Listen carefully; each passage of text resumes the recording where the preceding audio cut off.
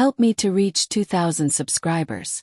The laughter echoed through the crowded restaurant like a cruel melody, bouncing off the walls and burrowing into my chest. I remember the clinking of glasses, the hum of chatter, the smell of grilled salmon, and that slow, creeping sense that something was horribly wrong. Then it happened.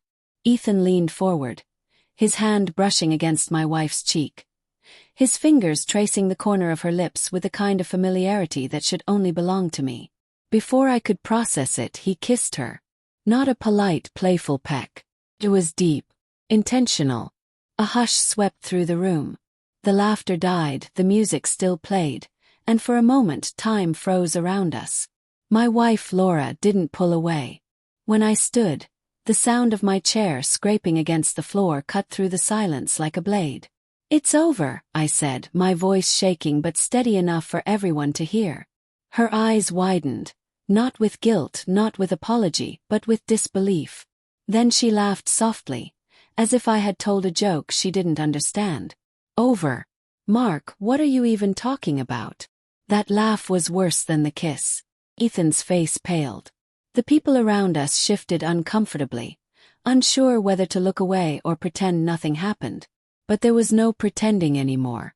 The air was thick with tension and humiliation. I grabbed my jacket and walked out, each step heavier than the last. Behind me I could hear murmurs, her friends whispering, Ethan trying to say something, but I didn't turn back. Outside, the cold night air hit my face. I wanted it to freeze me, to numb the pain pulsing inside my chest. Back home, the silence was suffocating. Every photo on the wall looked like a lie. Our wedding picture, the beach vacation, the Sunday mornings we spent laughing over coffee, all of it blurred together into something unrecognizable. My phone buzzed with her name. I ignored it.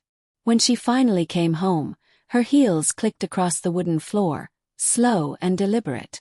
She looked like she'd been crying, though her voice was calm. "Mark, that wasn't what it looked like." I turned to her. "He kissed you, Laura. In front of everyone. And you didn't stop him."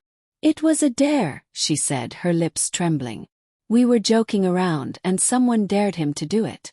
I didn't think he actually would." "A dare," I repeated, almost laughing. "And you thought standing there and letting him was what? Harmless fun." Her eyes flickered with something, shame maybe or fear. "You're overreacting. You embarrassed me in front of everyone." I stepped closer. "I embarrassed you." That's when her voice cracked. "You made it worse, Mark. Everyone's talking about how you stormed out like a child." I could feel the blood draining from my face. "So that's what you're worried about? What people are saying?" She covered her face, tears breaking through her calm. "I didn't mean for it to happen like that. Ethan's always been flirty, you know that. I should have stopped him sooner." I just froze. I wanted to believe her. God, I wanted to. But then I remembered the look in her eyes when it happened. She wasn't frozen. She was lost in it. "You didn't freeze, Laura," I said quietly. "You wanted it." Her silence was the confirmation I never wanted. Days passed, and the distance between us grew like a shadow swallowing our home. She tried to act normal, making breakfast, sending texts about errands, but I could feel the tension hiding behind her every word. I started noticing small things. Her phone always face down. Her late nights, catching up with friends. The soft smile she gave to no one in particular while scrolling through her messages. I became someone I didn't recognize. Checking her phone when she was in the shower, watching her reflection in windows, waiting for a slip-up that would justify my growing suspicion. One night, when her phone buzzed and she was asleep beside me, I picked it up. A message from Ethan. I can't stop thinking about that night. My chest tightened. My hands shook as I scrolled. Her reply was already sent. "We shouldn't talk like this anymore." It was meant to sound innocent, but I could feel the guilt behind it, the kind of guilt that comes from being caught, not from doing wrong. I didn't wake her. Couldn't. Instead, I lay there, staring at the ceiling, wondering when exactly I lost her. The next day, I confronted her. She was making coffee, humming softly. I placed the phone on the counter. You might want to delete your messages before you sleep next time. She froze, the color draining from her face. You went through my phone. I had to know, I said. I needed the truth. Tears welled up in her eyes. It was one kiss, Mark. One stupid kiss that I didn't stop soon enough. It meant nothing. Then why is he still messaging you? Because he feels guilty. No, Laura, I said, my voice breaking.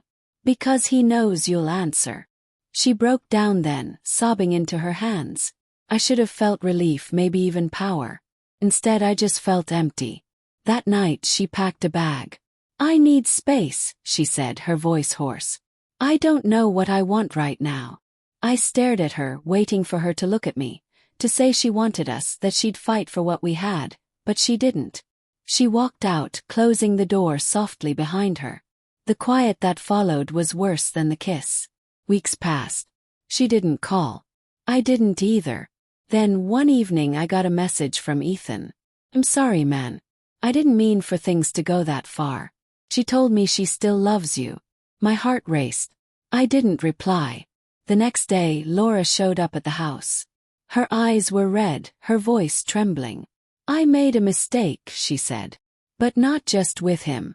I've been lost for a long time, Mark. I don't even know who I am anymore. I wanted to hate her.